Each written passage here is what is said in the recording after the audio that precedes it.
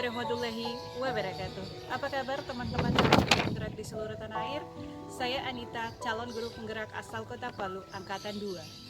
Pada sesi kali ini saya akan memaparkan pemahaman saya melalui koneksi antar materi pada modul 3.3 pengelolaan program yang berdampak pada murid.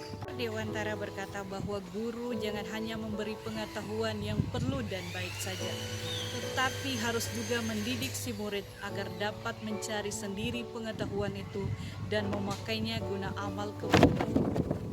Karena itu, hendaknya lah seorang pemimpin pembelajaran harus bisa merancang, membuat, serta memutuskan program-program sekolah yang berdampak pada murid.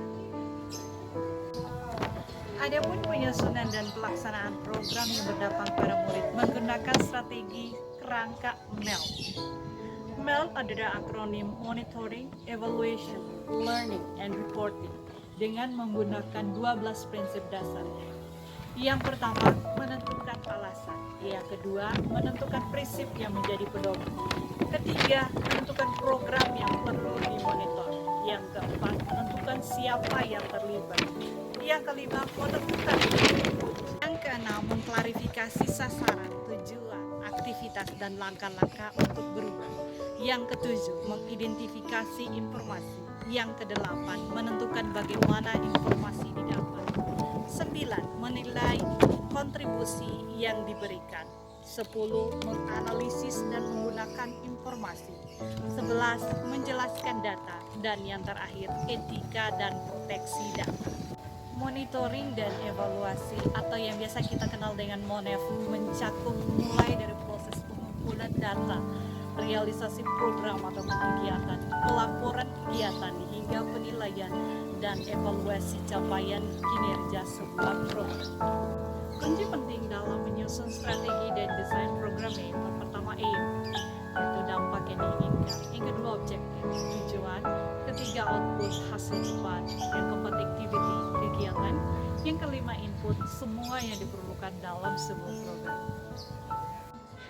Learning atau pembelajaran. Menurut Dr. Roger Greenaway, rancangan kerangka kerja pembelajaran terdiri atas 4 mode atau yang dikenal di istilah dengan 4F, yaitu yang pertama fact atau fakta, yaitu catatan objektif tentang apa yang terjadi. Yang kedua adalah feeling atau perasaan, yaitu reaksi emosional terhadap situasi.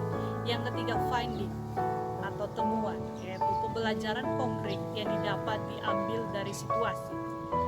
Dan yang keempat adalah future atau masa depan, yaitu menyusun pembelajaran yang digunakan di masa depan.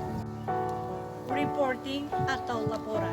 Menurut Hamstern, laporan adalah pesan yang disampaikan secara sistematik dan objektif untuk menyampaikan informasi dalam pengambilan sebuah keputusan atau untuk menyelesaikan masalah.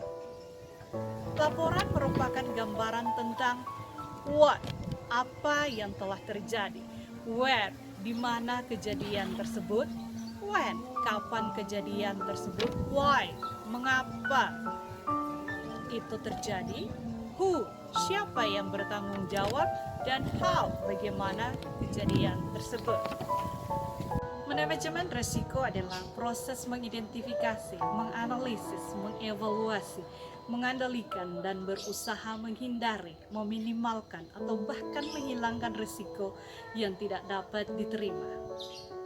Di pendidikan ada beberapa tipe risiko yang kita kenal. Yang pertama adalah risiko strategis, yang kedua adalah risiko keuangan, yang ketiga adalah risiko operasional, yang keempat risiko pemenuhan, dan yang kelima adalah risiko reputasi.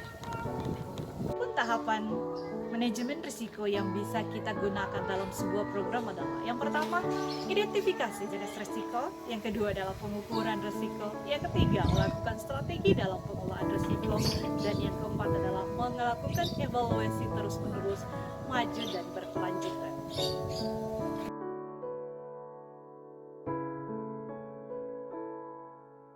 Program sekolah yang berdampak pada murid dapat mendukung terwujudnya merdeka belajar dan memfasilitasi pengembangan potensi murid sesuai dengan kodrat yang mereka miliki. Program sekolah yang berdampak pada murid dapat dilakukan melalui pendekatan inquiry apresiatif, yaitu pendekatan manajemen perubahan yang kolaboratif dan berbasis kekuatan.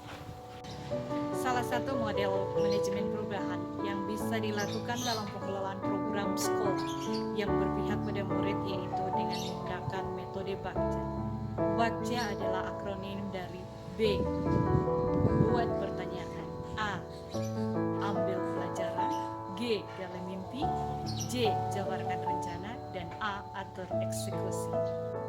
Dalam menentukan program yang akan dibuat oleh sekolah bisa mendiferensiasi minat belajar dan profil belajar murid agar murid bisa mencapai kebahagiaan. Pengelolaan sekolah yang berdampak pada murid dapat dilakukan dengan memaksimalkan kekuatan atau sumber daya yang dimiliki oleh sekolah tersebut. Demikian pemaparan saya pada koneksi antar materi pada modul 3.3 pengelolaan program yang berdampak pada murid. Semoga bermanfaat. Assalamualaikum warahmatullahi wabarakatuh.